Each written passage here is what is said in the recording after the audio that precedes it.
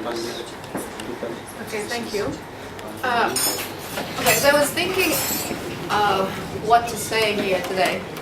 I was also trying to finish my book, the book that I'm reading now, which is a new book by Hilary Mantel, a British novelist. And it's a sequel to her first book, which is Wolf Hall. She's writing historical novels about Henry VIII and the role of Thomas Cromwell, who was the royal secretary at the time. We're talking about the 16th century, when the Church of England split, or the king split the Church of England from Rome and created what we now know as the official state religion of Great Britain. And I was thinking, how flexible is this relationship between church and state? Henry VIII basically put the church under the control of government of the state, and the Church of England is the main church in Great Britain. But that society is extremely secular, and probably, and according to all accounts, only a minority of the subjects actually are observant and go to church or even believe in God. And then I was thinking about comparing it with the situation in the country where I live, the United States, where the separation of church and state is probably better defined than anywhere else. But the country is certainly among the least secular in the Western world. It's a country where religion still maintains a very important role in politics, in the life, in the everyday life of people. And when it's used politically to promote wedge issues that they're very important in political campaigns. So I was thinking, even when state and church are very separate, clearly separated, the churches, in this case, I wouldn't say the churches, religions, different religions. Always talk about churches, the Catholic and Christian churches, but there are others, of course, other faiths, still maintain an important role. And I think we should always keep this in mind when we think about this issue. Italy, for example, is another situation I know because I'm Italian. My origins are Italian.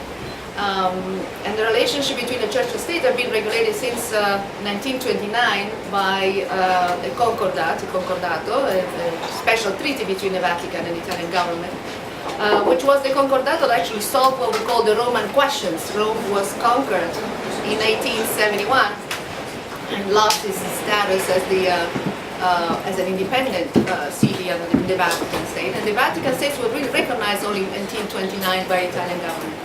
And the Catholic Church was the state religion of the Italian state only until 1984. And yet Italy is a country where secularism has made huge inroads. Catholic Church, people think of Italy as a Catholic church, as a Catholic country.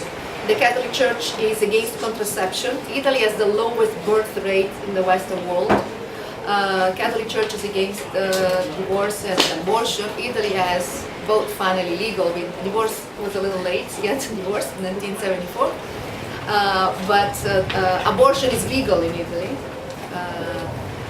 So I mean, this relationship between the church and the state and religion and the politics and the everyday life of the citizens are really much more flexible and much more dynamic than we might think when we think about like model relationship between church and state. I was trying to focus only on this aspect, in this Western world. Mr. Baigora knows much better the situation in Kosovo. I just want to say just a few things because I've written about this in my book. I took the Kosovo Battle of 1389 as an event that actually could shed light in the way it was remembered both by Serbs and by Albanians. In my case, I was focused on Albanian for political reasons. How it's remembered and the memory. I would say I don't want to use the word manipulated. and the memory elaborated and for political reason. And in my book, I focus on how, especially Catholic, and I call them memory entrepreneurs, have used the memory of the Battle of Kosovo to put forth, to promote an image of Albanian and Kosovo as Western, Christian, European, belonging to this world from which they seem to be always pushed away. In this sense, the plurality of religions that live in the Albanian nations, in an Albanian nation in general, we're not talking about Albanians wherever they live. It's a very dynamic and complicated scene to grasp, especially after 9/11. I think that a tradition, 9/11 and what it has meant in the Western world, especially under the leadership of the United States, the plurality of religion that in the Albanian nation has basically survived for centuries, has shown some first cracks, some cracks. Especially Kosovo is struggling to be recognized, to affirm itself as a new state that belongs to the West, struggling to get into the EU. The effort to portray itself as a country of European and Westerners and Christian could potentially, I think, in the long run, even be problematic, because as we know, and you will talk about this much more competently, this country is dominantly Muslim, and it has its own model, its own expression of Islam. And I would like to, to conclude this brief introductory remarks. I think it's much better if in the questions you ask questions we can clarify this.